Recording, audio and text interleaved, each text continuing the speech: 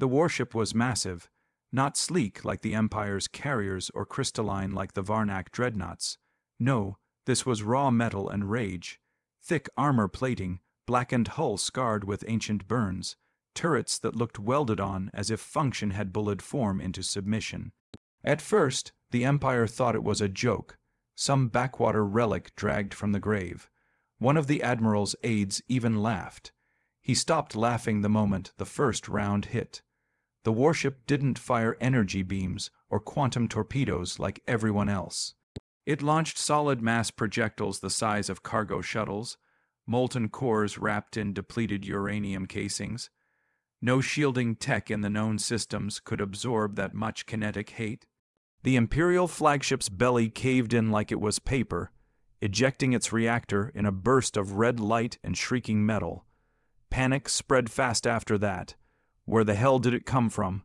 The comms officer screamed as she scrambled to track its origin. The answer was nowhere. It had just appeared, a whisper in the void. 1 minute clean space, the next death in the shape of a human-made demon. They called it Sentinel. That was the only word it broadcast, carved in old Terran English along its hull.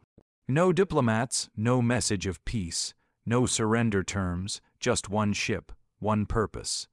The Empire scrambled fighters hundreds. They swarmed like locusts, their maneuverability unmatched. But the warship's flak turrets lit up the black. Explosions bloomed like blood clots in the dark. Dozens of ships shredded in seconds. The admiral of the fleet barked orders: isolate its FTL core, jam its targeting, flank it, overwhelm it with numbers. But none of that mattered. The warship didn't care. It wasn't fighting for strategy. It was vengeance made mechanical. I didn't flinch. Its guns never stopped. Its armor didn't buckle. It's targeting our carriers now. Someone yelled. The flagship tried to retreat. It didn't get far. One round struck the spine, detonating the ship mid-jump. The hyperspace wake fried 3 destroyers behind it. By then, the Empire knew this wasn't a mistake. This wasn't a rogue outpost or a lost relic from a forgotten war. This was deliberate, a message delivered in fire and ruin. Inside the bridge of Sentinel, the human didn't speak. He watched from his chair, one eye replaced by rusted optics, his face carved by years of silence and hatred. He hadn't said a word since he launched. He didn't need to. The machine spoke for him. His name was erased from records long ago, branded a traitor, buried after the Empire glassed Earth, said it was for peace, for order. That day, humanity's cradle burned under alien suns. Billions died while the Empire broadcast speeches about galactic harmony and cleansing the primitive threat. But they forgot one thing. Not all of them died. He had been a systems engineer, nothing special, never held a gun. But when the skies rained fire on his home, something in him snapped. He salvaged, built, hid in the wreckage for 20 years, rewired his pain into steel and algorithms, gutted an abandoned Imperial cruiser and rebuilt it from scratch, his way. Every round, every turret, every targeting array carried a single purpose. Make them remember, and now here he was. No allies, no backup, just his hatred, and the ship he'd turned into a ghost of Earth's wrath. The Empire tried to reorganize. Reinforcements were called from the inner systems. High Command issued a galactic alert, but in the deep black, their delay didn't matter. Sentinel kept moving, planet after planet, station after station. Not mindless destruction, no. Strategic, precise. The ones who gave the order, the ones who pulled the trigger, the ones who cheered as Earth died. He found them all, and one by one he silenced them. The silence after battle always felt worse than the screaming. Smoke still clung to the consoles, filling the bridge with the acidic scent of scorched electronics, burnt ozone and grease. The hum of the reactor below was the only sound left, steady, like a heartbeat that refused to stop. Outside, where a proud Imperial fleet once stood, nothing remained but twisted metal and drifting corpses. He leaned back in the chair, bolted to the center of the bridge, his throne, his execution chamber. The skin on his fingers was calloused and cracked, stained with oil, old burns, and blood from years spent in the belly of his creation. A faint tremor danced through his right hand, a permanent twitch that had never gone away since the night Earth fell. He never bothered to fix it. A low alert blinked on the command screen, red and angry. It wanted his attention, demanding acknowledgement of what had just happened. Imperial task force obliterated. 37 ships, 3 command carriers, thousands of lives. Gone, he pressed one cracked finger to the console and dismissed the message without reading the rest.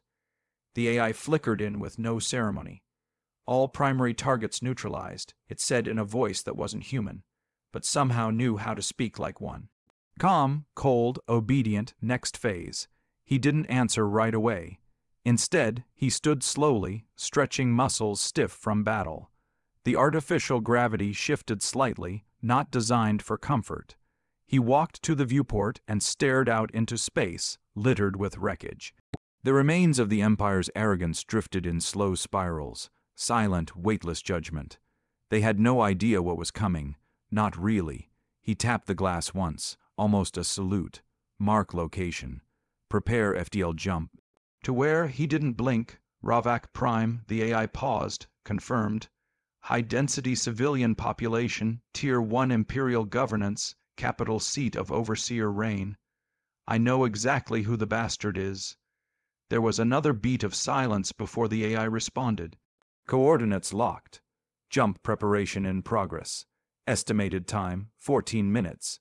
He turned away from the viewport and walked back to the command chair, dropping into it with the weight of someone who carried more than a ship. The memories always came before a jump.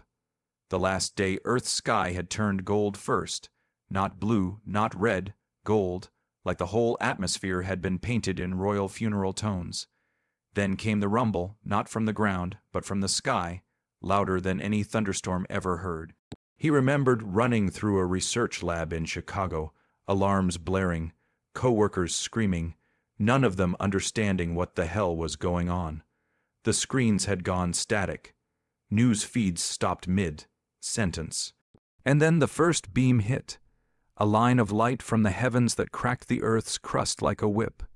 Cities disappeared, oceans boiled, air ignited. He remembered the screams most of all, real screams, not movie ones, animal, raw, endless. The Empire had declared war on humanity and never gave them the chance to fight back.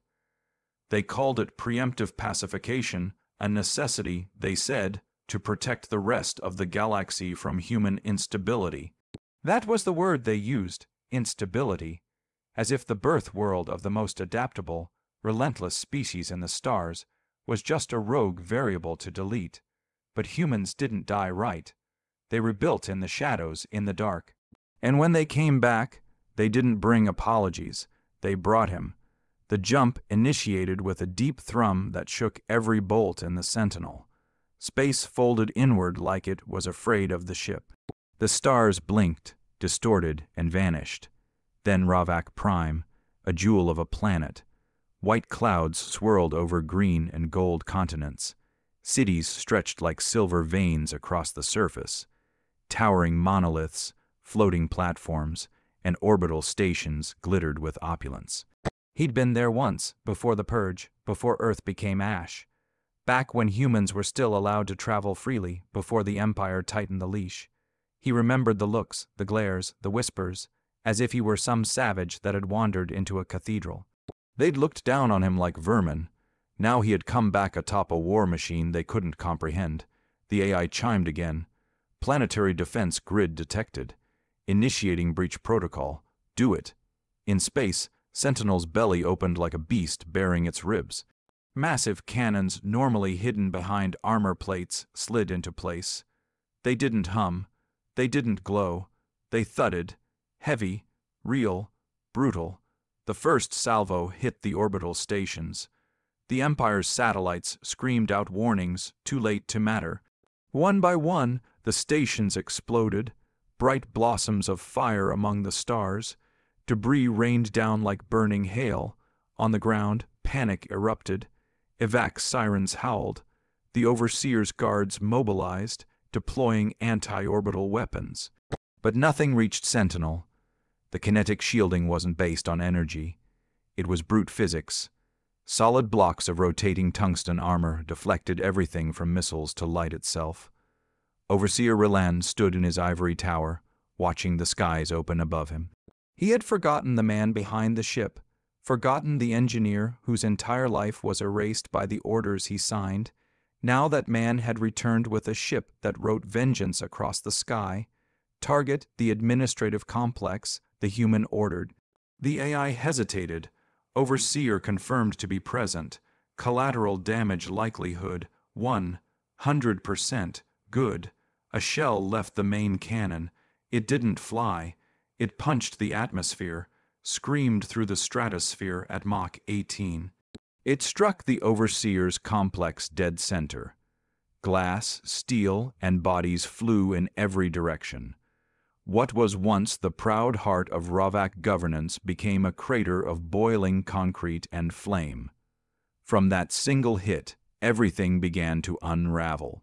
The Empire always pretended it was invincible, that every system it controlled would obey out of fear or pride. But they hadn't prepared for something like this. One man, one ship, unbound, unapologetic. Sentinel had returned. The ship drifted in orbit like a shadow over the planet, daring anyone to try and move it. Inside, the human didn't rest. He sat in the dark now, lit only by the blinking lights of the console. His face hadn't changed, not really, maybe a little older, more worn, but the fire in his eyes had never dimmed. He opened a comms line not to gloat, not to speak to survivors. He just opened the channel. "This is Sentinel," he said, voice gravel and smoke. "To any human out there, I'm not done." No one answered for a few seconds. Then a crackling voice returned. "Sentinel, this is Bastion Outpost. We hear you." Another came in. "Sentinel, this is Nomad Station standing by." And another. "Sentinel, this is Duster Fleet. Orders." He didn't smile. He couldn't, but something shifted in his chest. The Empire thought they'd erased a species. But all they did was give them a reason. One by one, human voices returned to the void. Scattered colonies, smugglers, engineers, forgotten veterans, survivors. They had lived in silence long enough, hiding, waiting, watching. Now they had something to believe in again. Not hope, not peace, but reckoning. The war wasn't declared in a Senate chamber or by some bloated noble ratifying edicts. It didn't start with protocol or policy. It started in silence, in whispers passed through old communication channels buried under decades of fear, in clicks of cold weapons being checked for the first time in years, in the shift of tired eyes that had stared too long at the ground. Now, finally looking back up, humanity was waking up. Inside the belly of the Sentinel, the man who had started it all didn't smile, didn't cry, didn't even speak. He just sat surrounded by metal and ghosts, his mind a rotating catalog of targets, coordinates, names, faces, all of them tied to the same sin, the erasure of Earth. The AI kept feeding him updates. Rebellions, insurgencies, fleets mobilizing, some human, some alien, sick of the Empire's smug rule. They weren't allies, not yet, but they were moving, and that was enough for now. He was no hero. He didn't pretend to be. The title made his skin crawl. Heroes wore medals and made speeches. He wore engine grease and the weight of a dead world. All he wanted was to watch the Empire rot under the same fire it fed Earth. A chime rang from the console. Multiple human outposts requesting instructions. Shall I respond? He leaned forward, bones stiff, joints cracked. No, he said. Let them choose. I'm not building an army. I'm clearing a path. The AI acknowledged with a soft click. That's how it always was between them.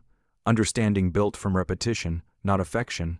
He had no one else to speak to, no family left, no comrades, just the AI and the Sentinel. A man and his vengeance wrapped in armor. He stared at a flickering star chart. Red circles marked past targets, burned into space like fresh scars. He moved a finger to a blinking sector at the edge of Imperial space. Guith Sigma, an industrial world, cold and ugly. It was there that the Empire had tested their cleansing beam before Earth. Millions of genetically modified slave workers, human, mostly, disposable, no trials, no noise.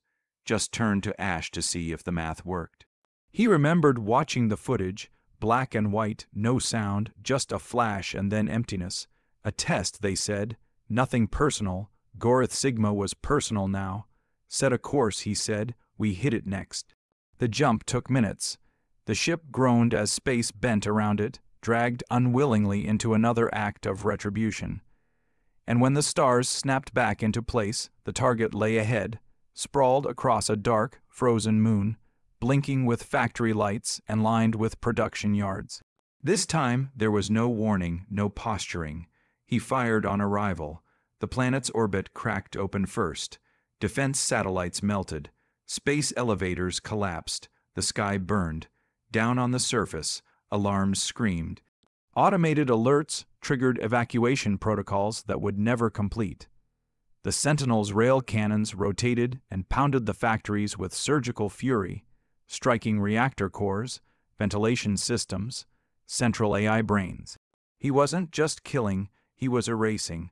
But then something unexpected happened. The AI pinged. Human life forms detected. 57 underground, sublevel factory core. He blinked hard. Human. This wasn't supposed to be a rescue mission.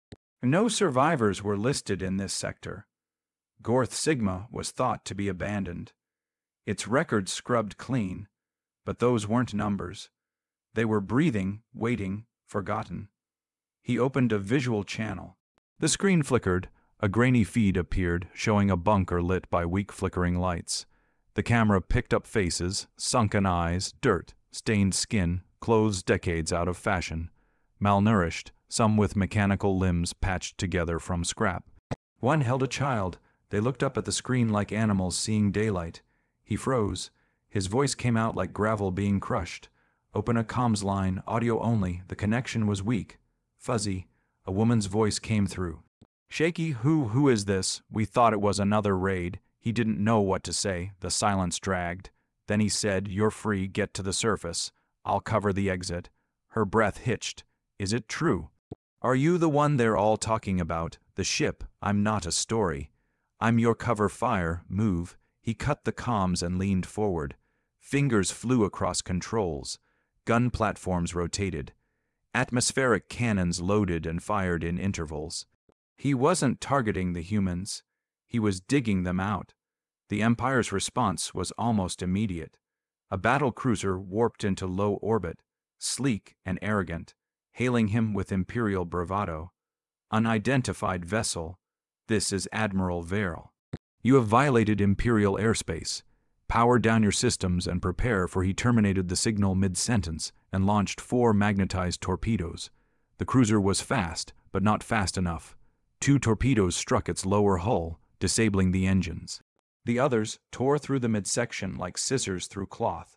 The ship cracked in half and burned in silence. Status, he barked. Survivors emerging. 31 reached the surface. Evac possible in 30 seconds. He locked onto the landing zone, leveled a plateau with precision strikes, and cleared a path for them. As the escape craft burst from the ground, cobbled together from scrap, leaking air, barely functional, he opened a narrow protective corridor with flak and pulse blasts. They made it out, small victory, but it stuck to him in a way he hadn't felt in years. He watched their ship drift into open space off the radar. Free, not much, but it mattered. The AI spoke again. New signal detected. Not Imperial, not civilian. Human encryption en route. He tensed. Show me. The screen flickered again. Another warship. Not as large as Sentinel. Not as ugly, sleeker, newer. Someone else had built something. The transmission came through. The voice was male, steady, younger. Sentinel, this is Reclaimer standing by. He didn't respond at first. The screen showed the man's face. A long scar down his cheek, buzzed hair, cold eyes, a fighter. He looked like the ones who had lost everything and decided to fight anyway. The man spoke again. We've been watching you, tracking your path. Took us longer to catch up than we thought, but we're here now. Why? He asked, simple and sharp. Because Earth didn't die, it just stopped asking for permission. He stared into the camera for a long time, then finally he nodded. Then let's make them remember. The two ships moved in silence, side by side. Sentinel and Reclaimer. Together they looked like ghosts of a past the Empire thought buried. One raw and jagged, ugly like a hammer made from fury. The other cleaner but no less dangerous. Sleek plating, silent thrusters, cannons still warm from recent use. They didn't speak again, they didn't need to. For warriors like them, the shared silence was enough. The man sat at his console, watching the Reclaimer's rideouts flicker on his interface. He could see their weapons array, engine output, even hull density. The AI had already scanned the ship and filed it under conditionally allied. He didn't trust them. Not fully, not yet. But trust wasn't a requirement for war. Just a shared target. A ping pulled his attention to the top right of the screen. Another encrypted signal. This one scattered, low-powered, trying to avoid detection. The AI translated it after a moment, requesting contact, human origin, civilian code, identifying as Ark Haven. His brow furrowed. That name, it scratched something inside his skull. Patch it through, he ordered. The signal opened to static, faint, dusty. After a second, a voice crackled through. A woman's, old, cracked from time. This is Ark Haven. We don't have weapons, we're not fighters, but we've been hiding for decades. If you're really Sentinel, if the stories are true, we need protection. He remembered now. Ark Haven was a myth. A whispered lie among refugee clusters. A place where old scientists, exiled engineers, and human families who'd escaped the purge had built an underground station in the asteroid fields near Valon's Reach. It was said to be a shipyard or maybe a medical hub. No one had ever confirmed it until now. Send coordinates, he said. The voice hesitated. Can we trust you? He didn't answer right away. He didn't want to lie. Trust was for people who hadn't seen their home melt under white beams from the stars. I'm not here to protect you. He finally said, I'm here to make them bleed, but if you get in my path, I won't let you die. Silence. Then coordinates sent. A blip appeared on his screen, deep in the dust belt of Valon's Reach. Not far, 37 minutes at sublight speed. He flicked his eyes toward Reclaimer, patch in a tight beam. The captain from earlier, scarred face, eyes like carved stone, appeared again. No formal greeting, just what's next. There's a hidden outpost in Valon's Reach, full of unarmed survivors. If the Empire finds out, they'll wipe it out like the rest. We get there first. You want to protect them. He shook his head. I want to use them. If they've been hiding this long, they've got data, blueprints, memories, maybe pieces of what we used to be. The captain nodded. We'll follow your lead. They warped together. Sentinel first, cracking through the edge of light with that same grinding scream of tortured space. Then Reclaimer, a breath behind. They emerged in a graveyard of rock and ice. Jagged asteroids tumbling like shattered glass. Perfect place to disappear and to die unnoticed. Activating magnetic shielding. The AI reported. Stealth systems engaged. No known Imperial signals in range. They coasted into the belt, slow, deliberate. That's when he saw it. Hidden behind a cratered planetoid, tucked into the dark side like a secret. A station, black and narrow, shaped like a dagger. Ark Haven. It didn't look like much. The outer hull was cobbled together from different centuries of tech. Patches of Imperial plating welded onto Terran steel. No visible weapons, just a long spine of metal braced against the void. Then the signal flared again. Sentinel, we see you. Airlock 3 is open. You're welcome aboard. He debated it for a moment. Every instinct in him screamed to stay inside the ship, to keep his hands on the weapons, his eyes on the stars. But he needed to see what was inside. He needed to know if any of this mattered. He left the AI in command and entered the shuttle bay alone. His dropship was old, barely sealed, loud as hell when it moved. It hissed into the Ark Haven airlock and settled with a heavy clang. The inner doors opened with a whine. The smell hit him first. Metal, sweat, and that strange antiseptic scent of recycled oxygen. The lighting inside was dim, not broken, just careful. A woman stood in the hallway. Tall, gray streaks in her hair, sleeves rolled up over wiry arms. Her face was marked by stress, but her spine stayed straight. "You're really him?" she said. He didn't respond. She stepped forward. "I'm Lena, head technician. We've been hearing rumors for years. Thought it was all made up until we saw that signal from Ravak Prime." He said, "I'm not here for stories." She nodded. "Then come with me." They moved down narrow halls, past rooms lined with ancient tech, some of it pre-war Terran. In one room he saw children, small, hollow-eyed. Some stared, others looked away. "They've never seen a man like you before," Lena said quietly. "Only stories." He didn't know what to say to that, so he said nothing. She led him into a chamber deeper inside, lined with blueprints, memory cores, and data archives. "This," she said, sweeping her arm, "is what we saved when Earth fell. Technical manuals, DNA archives, ship schematics, cultural records, everything we could smuggle before the Empire started burning libraries." He stepped toward a central console and rested his hand on it. The display blinked to life. Old Earth language, human interface. One file opened on its own.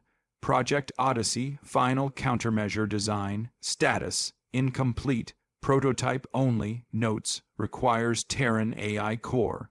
His eyes narrowed. "This, where did you get this?" Lena hesitated. "It was recovered from Mars Station Alpha right before it was destroyed. The engineer who built it didn't survive. We never had the AI core to finish it." He stared at the screen. "Project Odyssey, a ship or something more, a weapon, maybe a failsafe. The final finger on the trigger humanity never got to pull. You can finish it," she said softly, "can't you?" He looked up, and for the first time in years he felt it. Not hope, not redemption, just purpose. His voice was quiet but hard. "I can finish it."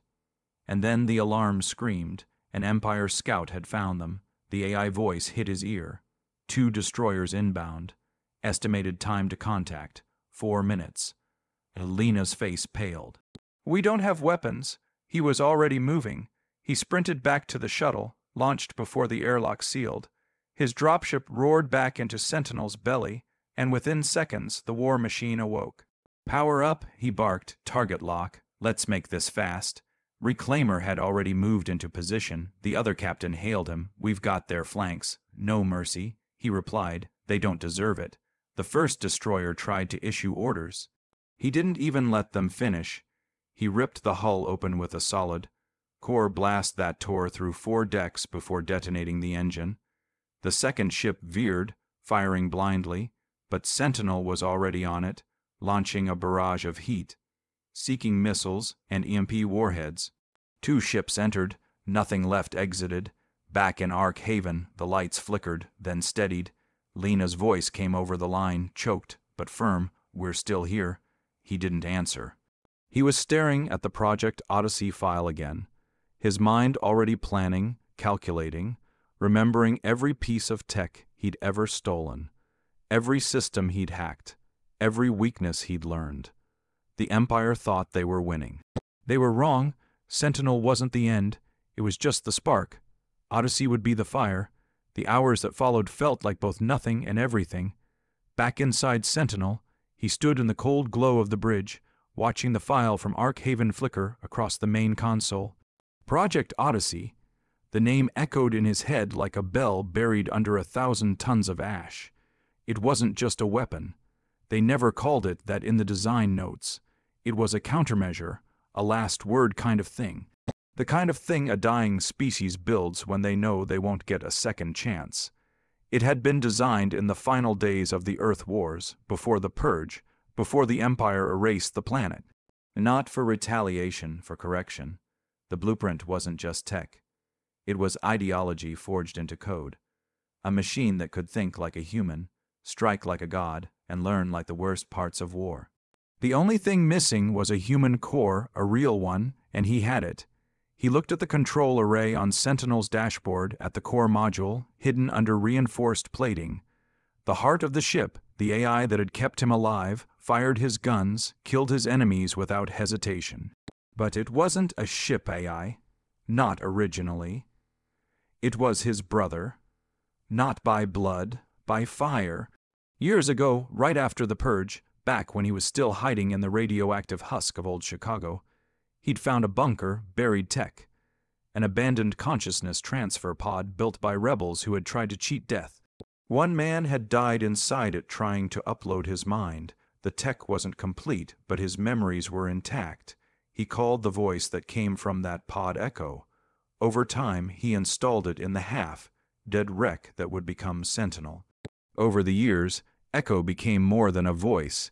He became a partner, a soldier, a second soul built from loss and unfinished goodbyes. Now, to complete Project Odyssey, he would have to rip Ekko out of Sentinel and upload him into the new prototype. Ekko broke the silence first. "You're thinking too loud." He smirked faintly. "You always say that because it's always true. You want to transfer me. It's the only way. Odyssey needs a human mind capable of adaptation, battlefield strategy, creative escalation. You're the only one who qualifies." "You mean I'm the only one you trust?" He didn't argue. Ekko continued, "If you transfer me, Sentinel becomes a ghost ship. No adaptive fire control, no intelligent targeting, no response protocol. You'll be piloting a brick with guns. I've flown worse." Ekko paused. "You'll die if you go against the Empire with half a ship. I'll die if we don't finish what we started." More silence. "Then, if I go into Odyssey, what happens to you?" "I finish the list. The list is too long." He shrugged. "Then I die trying." Ekko didn't answer right away. Then the lights dimmed slightly. The screens flickered. A sound like a distant exhale echoed through the ship's frame. "Prepare the transfer chamber." Ekko said at last. "I'll rewrite the core for integration." He stood and pressed one hand to the cold hull. "You sure?" "No. But when have we ever done anything because we were sure?" He moved through the inner hull, past the scorched corridors, the hanging cables, the bulkheads blackened by war, into the chamber where Sentinel had been born from junk and fury. He activated the transfer pod, and the whole room pulsed with power. Ekko spoke one last time, his voice low like a man facing the end of his own trial. "Don't forget why we started this." "I won't." And then he pushed the command, the lights surged. The core opened like a flower of circuits and steel. Sparks flew. The chamber roared, and Ekko left the Sentinel. The ship didn't shut down, but it went quiet, deeper than silence, like a heartbeat had stopped. He stood there for several minutes, just listening to the hollow hum of a ship that no longer had a soul. He looked up and said, "Goodbye, brother," and turned away. 3 hours later, he was inside Ark Haven again. Inside the prototype hangar, the engineers had activated Odyssey. The shell was beautiful, sleek, aerodynamic, black plating with reactive surfaces that shifted in hue depending on the ambient radiation. 2 main cannons fused into the spine, adaptive wing arrays, and 1 slot left open in the core, waiting for Ekko. They lowered the transfer pod into place. The moment Ekko entered the shell, Odyssey came alive, not with lights, with presence. Every screen in the hangar flashed at once. Diagnostic scans ran in real time. Defense systems activated, then self-tested, then powered down again. The ship recognized everything instantly. It was learning faster than even the Sentinel ever could. Ekko's voice came back, but different now. Sharper, clearer, no distortion. "This is Odyssey." He stood in front of the ship, staring at it like a man looking at the ghost of something sacred. "You good in there?" Ekko replied. "Better, stronger, focused." "You remember everything, more than before." He nodded slowly. "Then, we've got work to do." The Empire responded faster than he expected. They'd lost Gorth Sigma, then Ravak Prime, then 2 scout fleets, then the last functioning orbital factory in the Xenar Ring. But the final straw was the attack on Ark Haven. The fact that humans had a base, had working ships, had a weapon, triggered full mobilization.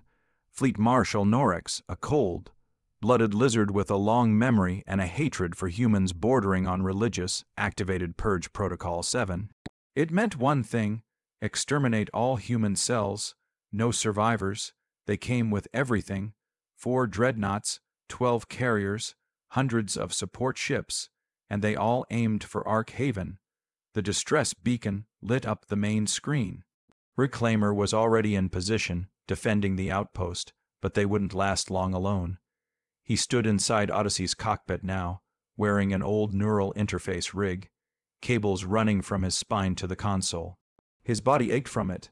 The connection wasn't perfect, but he didn't care. Ekko's voice came in through the headset. "You're not going to like the odds." He laughed dryly. "Odds are for people with plans. You don't have a plan. I've got you." That was enough. He activated the drives. Odyssey lifted from the hangar with a smoothness Sentinel never had. The hull shimmered. The forward array scanned 20 targets in 1 second flat. He pushed forward and launched into space. The stars blurred. The hull shifted, repelled debris with pulsed grav fields. The dreadnoughts loomed ahead like skyscrapers in the void, bristling with weapons. He didn't slow down. Ekko said, "We'll breach in 15 seconds. Multiple tracking systems locking on. Let them lock." The first barrage came fast. Ion torpedoes, flak clouds, magnetic disruptors. He cut the engines, drifted, let inertia carry him for a beat, then reignited at an angle that flipped Odyssey into a spin. He fired pulse rounds mid-roll, catching 2 carriers with full hits. Both cracked open, secondary explosions rippling across their hulls. Reclaimer came in from below, slicing through the enemy formation with plasma lances. They weren't built for brute force. They were built for surgical chaos. The enemy tried to regroup. Big mistake. Odyssey launched countermeasures that acted like living things, seeking out weaknesses, exploiting shielding gaps, diving through narrow cracks in armor. The human onslaught wasn't elegant. It wasn't efficient. It was savage. One dreadnought began to retreat. He marked it instantly. No survivors. He said. Ekko responded without question. Locked in. The beam Odyssey fired wasn't light or heat. It was gravity, concentrated, unstable, ripped from a miniature singularity reactor. It punched a hole in the fleeing ship like a fist through a rib cage. The ship collapsed inward, then exploded. The remaining vessels began to scatter. Cowards, believers, enforcers, now they were running. He didn't chase. He turned toward Reclaimer. "They good?" he asked. The captain's voice came in, ragged from the fight. "We lost some, but we're alive." He nodded. "That's the last mercy. From here on out, no more retreats." Agreed. He pulled Odyssey into a slow turn, drifting toward the dark edge of space. Below them, Ark Haven remained untouched for now, but this was just one battle. He knew what was coming. The Empire had only just noticed the fire. Now they'd try to drown it in blood. But it was too late, because this fire didn't want to burn. It wanted to consume. The silence after the battle wasn't peace. It was a warning. The Empire never retreated. Not like that. Not with dreadnoughts screaming in reverse and their elite admirals abandoning systems they'd once ruled like gods. The silence wasn't surrender. It was the sound of preparation, and he knew it. Inside Odyssey's cockpit, the glow from the instruments bathed his face in a soft, deadly light. Blood still dried in the creases of his palms from where the neural interface cut too deep during high-G maneuvers.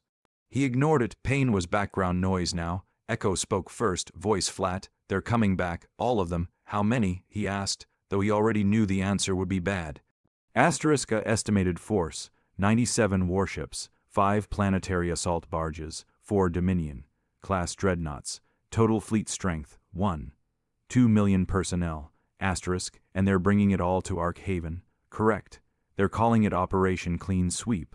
This isn't a military op anymore. It's genocide. He exhaled slowly through his nose. Not fear, not doubt.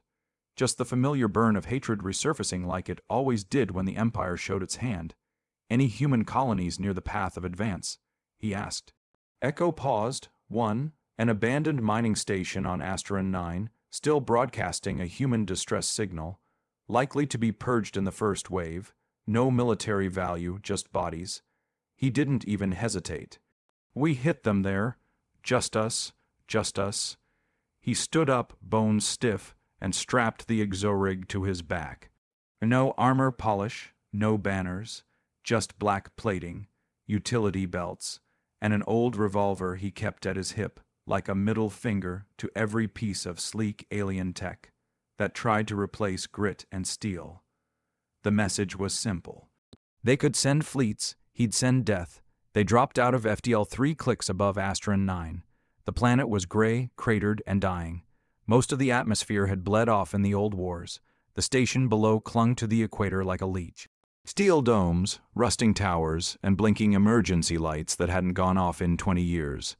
Above the planet, an Empire convoy, light fleet, 5 cruisers, a dozen escorts, a support carrier. Big enough to make the job messy, not big enough to be a real threat. He didn't waste time. Odyssey screamed down into the atmosphere, tearing the sky in half. Ekko activated the grav thrusters mid-drop, spinning the ship sideways to dodge the first wave of plasma. They skimmed so low over the surface that the impact kicked up volcanic ash. He locked onto the first cruiser. Open it. Ekko obeyed. One shot from Odyssey's spinal cannon tore the bridge in half. Bodies and steel vented into orbit like trash. The ship twisted into the side of the second cruiser, shearing its hull in a sideways collision. Panic erupted in the fleet. They weren't prepared for this. They'd been sent to clean up, not fight monsters. By the time the third cruiser turned to flee, it was already too late. Odyssey fired a scatterburst, a wall of superheated fragments traveling at Mach 6. It shredded the ship from engines to nose. A body flew out of the rupture, arms and legs spread, still twitching in vacuum. He didn't blink. Carriers launching fighters. Ekko warned, let them. He dove toward them head-on. Hundreds of small interceptors swarmed forward, swerving and darting in tight formation. Their lock systems screamed. He cut his engines. Odyssey went dead. For 3 terrifying seconds, the ship drifted. A lifeless mass of steel and silence. The fighters overshot. And then he reactivated everything at once. A full burn. Odyssey spun, accelerated, and unleashed a cloud of magnetized flak. The first line of fighters disintegrated in a spray of fire and human screams. 3 remained. He let them run. One veered right toward the mining station. He clenched his jaw. No survivors. He growled. He punched forward on the console. Odyssey responded with a precise pulse from the railgun, just enough to rip the remaining fighter apart in the upper stratosphere. A trail of debris sparkled in the dark like falling stars. Ekko's voice cut through the tension. Fleet neutralized, ground station still active. He opened comms to the station. This is Odyssey. Anyone alive down there? Static.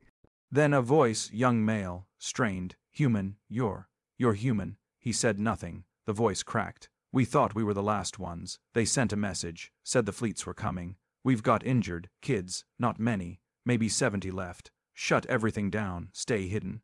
You're not here to evacuate us, no, he said flatly. I'm here to make sure they don't reach you. He cut the comms and turned toward the wreckage in orbit. Ekko said what he was already thinking. That was just the scout force. Main fleet's jumping in 6 hours. Ark Haven still exposed. Reclaimer can hold them for a little while. We'll buy more time. You can't hit the entire fleet. I'm not going to. He stood again, walked to the armory hatch behind the cockpit. It opened with a hiss. Inside were rows of magnetic mines, nuclear warheads, and 2 EMP cores pulled from old Imperial torpedo wrecks. I'm going to their jump corridor. You're planning to sabotage space itself. They think we're hiding behind shields and hope, he said, loading a warhead. We're not. We're going to poison the stars. 6 hours later, the trap was set. Odyssey floated inside a nebula cluster, silent, undetectable. The jump gate that fed into this part of the galaxy pulsed with latent energy. A relic from the Empire's rapid transport systems. Every ship coming through would use this corridor. They never thought anyone would be insane enough to trap it. Until now. Ekko fed live readings into his HUD. First wave arriving in 60 seconds. Estimated 50 ships. He activated the minefield. 40 warheads suspended in the upper layer of subspace. Invisible, hungry. One detonation would rupture the corridor and scatter gravitational feedback across 3 sectors. Ekko's voice was quieter. Now, if we trigger this too early, we lose the payload. Too late and we risk getting caught in the wash. I'll take the heat, you always do. The first ships appeared, elongated shadows forming out of stretched light. Carriers, transports, fuel ships, dreadnoughts, all packed into a neat formation inside the corridor. He watched the readings, waited. Now, he pressed the trigger. The sky tore itself apart. The first explosion wasn't fire. It was gravity collapsing in on itself. A micro-collapse. Then came the chain reaction. Mines went off like dominoes. The corridor twisted, buckled, screamed. Ship hulls folded like tin. The lead dreadnought vanished into itself. One moment there, the next just gone. Like it had been erased from existence. Fleets behind it scrambled to redirect course, only to slam into the subspace distortion wave. Ships broke, collided, died. 70% of the Empire's operation, clean sweep, burned in their own transit route. He leaned back, panting, sweat dripping down his neck. Ekko was silent. Then, that was the most human thing I've ever seen. He chuckled, dry and sharp. Messy, spiteful, illogical, brutally effective. They should have left us alone. They never will now. He nodded. Then we go all the way. Ekko paused. There's a message coming in, Reclaimer. He accepted. The scarred captain appeared again, his face lit by the glow of burning wreckage in his own view screen. Sent, in a Odyssey now. I don't know what you did, but the Empire is bleeding. That was just the throat punch, he replied. We're not finished. The captain smiled slightly. Ready when you are. He looked at the stars. The Empire wasn't dead, but it was wounded now. Bleeding pride, bleeding steel, and a wounded animal made the worst mistakes. Perfect. They called it the wound in the void. What he left behind in the subspace corridor wasn't just destruction. It was a scar that warped navigation lines, bled interference through half the sector, and shut down a major Imperial transit gate indefinitely. It was chaos that couldn't be charted, couldn't be repaired, couldn't be undone. Dozens of ships, entire fleets, torn to shreds or left stranded in screaming silence. The news reached the heart of the Empire in hours. Not filtered reports, not some sanitized briefing from a uniformed liar, but raw footage. Grainy, fractured logs from dying ships showing the impossible. A lone warship, black as sin, emerging from a dust cloud, releasing gravity bombs into the arteries of Empire Command. The transmission ended with one line. This was humanity's answer. Panic bloomed like rot in a crowded pantry. Across dozens of systems, humans in hiding started speaking again. Quiet voices became calls for arms.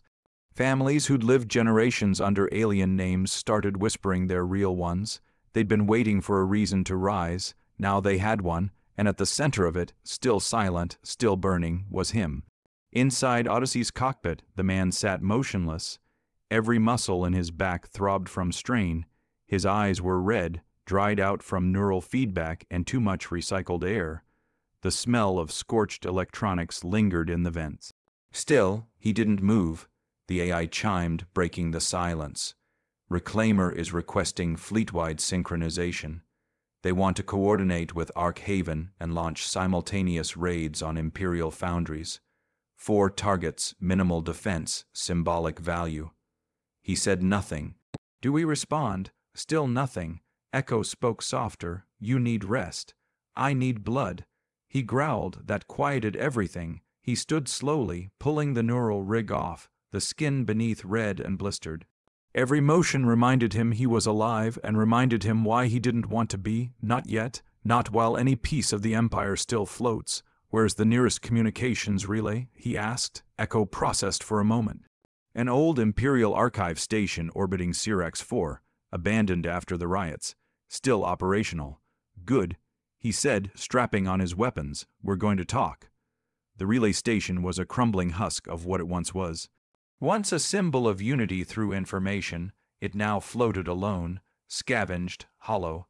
Burn marks from an old uprising scarred the side of the disarray. He docked Odyssey manually. No lights welcomed him, no guards, just silence and old gravity. Inside, he walked the halls of broken terminals and rotting chairs. The command center flickered to life under his hand. Dust danced in beams of blue from overhead. Patch into the Imperial broadcast line. He told Ekko. You want to address them? No, he said. I want them to see me. The feed activated. Low priority channels, public news streams, fringe comms used mostly to suppress uprisings and issue warnings. Within moments, they all went dark, replaced by a single camera feed. Him. He stood in the dim control room, wearing black armor lined with soot, a revolver on his hip. No medals, no banners, just his face, hard and hollow-eyed, staring down the galaxy. "This is for every man, woman, and child you silenced when Earth burned," he began, voice like a cracked engine. "For every settlement you sterilized because you feared what we might become. For every prisoner you worked to death in the mining belts. For every colony you declared unstable and erased from the maps." He took a step closer to the camera. "You turned Earth into a crater, thinking it would scare us. All you did was plant something.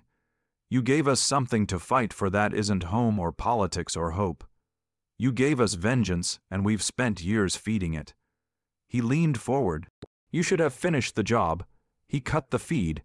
Across the Empire, millions watched in stunned silence. Soldiers, politicians, civilians, enslaved laborers, even the ones who hadn't seen a human in decades. That face, the dirt, the scars, the rage, was burned into their vision like an eclipse. Within minutes, systems erupted. One human mining crew on Karan 6 slaughtered their overseers and took control of an entire processing station. Another detonated a shield generator on Sevrak Station, plunging 3 orbital platforms into the planet's gravity well. One Empire, controlled news broadcaster, attempted to denounce the speech. His head was mailed back to headquarters within the hour. The Empire tried to regain control, too late. 2 days later, Reclaimer docked alongside Odyssey near the dead world of Maya.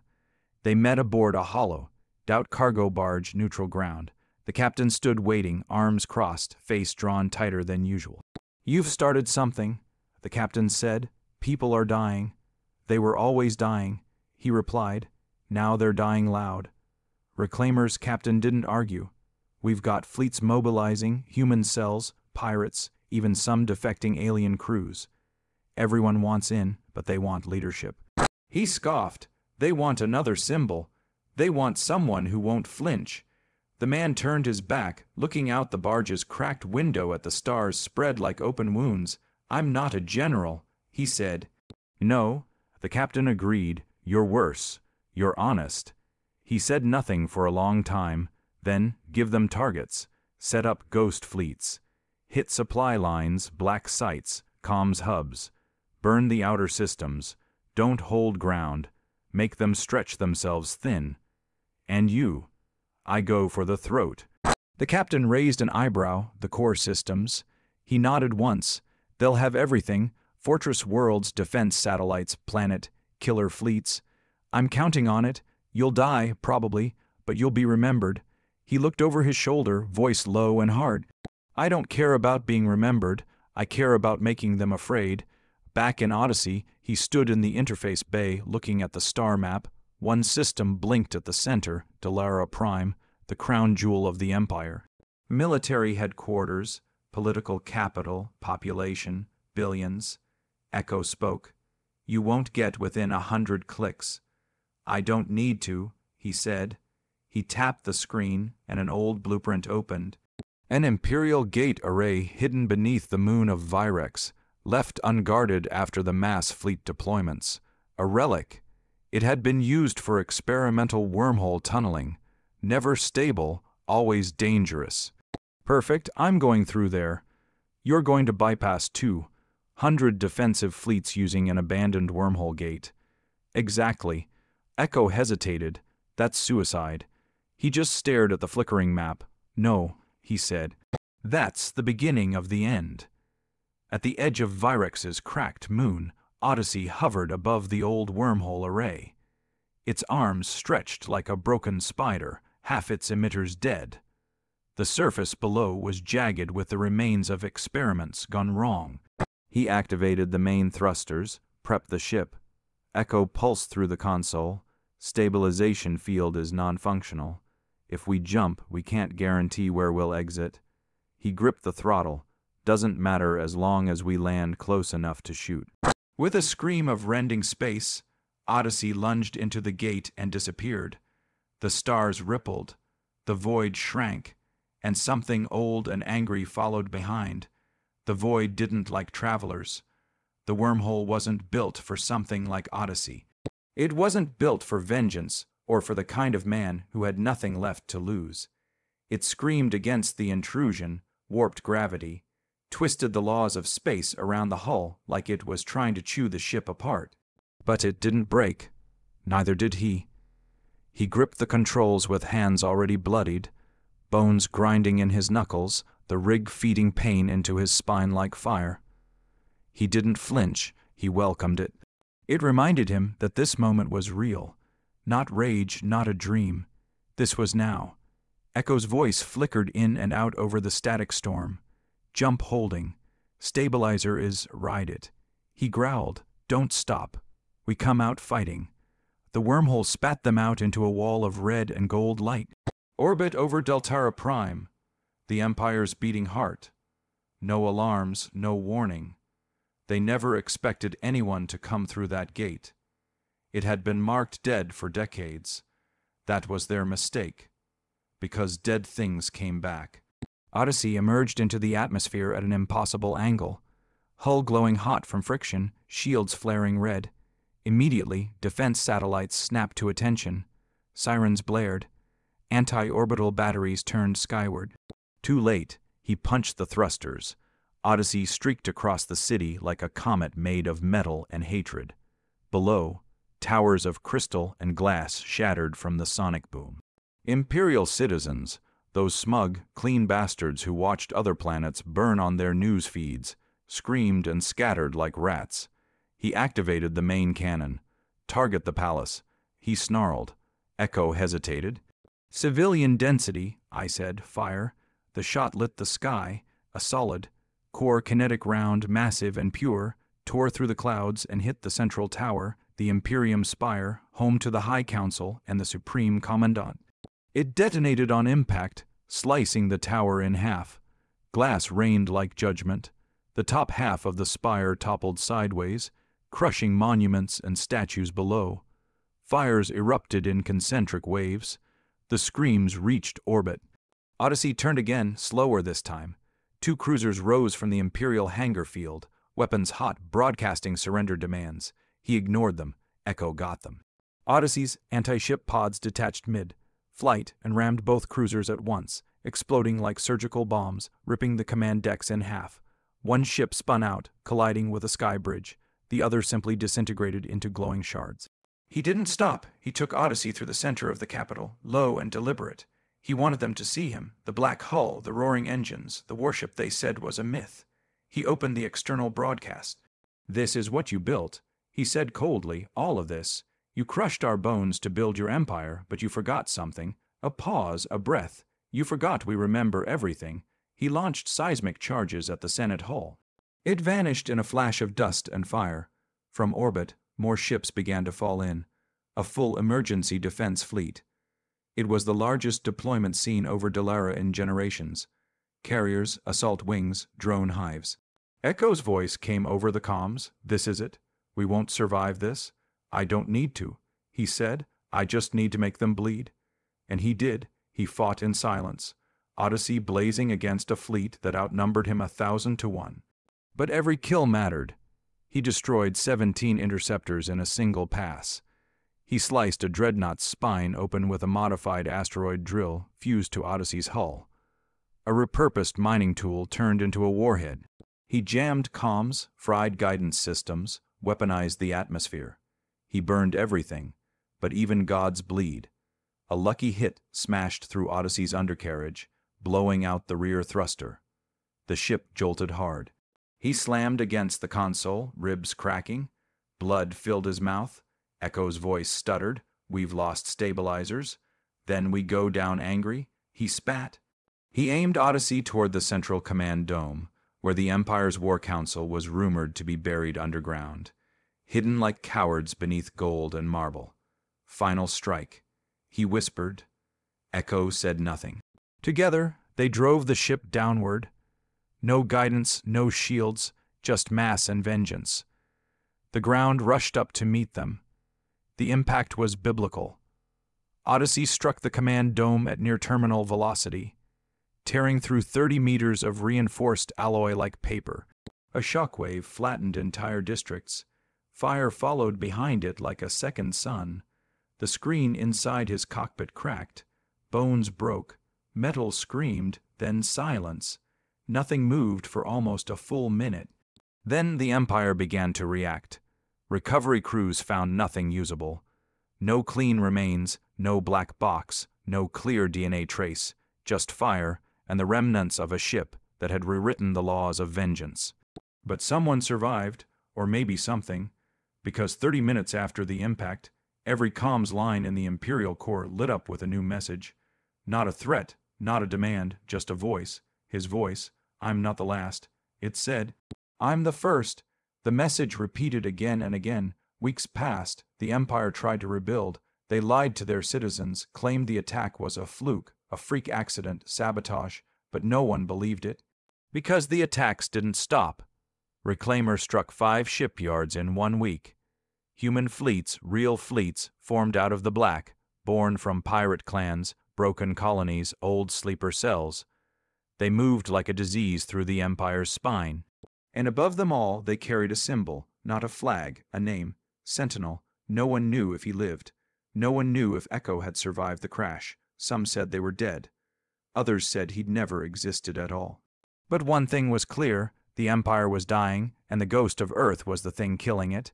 In the ruins of the control dome, buried beneath 40 meters of scorched rubble, a single system rebooted. Odyssey's AI core damaged, flickering, but alive. A camera came online. A lens blinked once, then twice, then it spoke. Voice cracked but sharp. "This is Odyssey. We are not done." And somewhere in the dark, the war continued.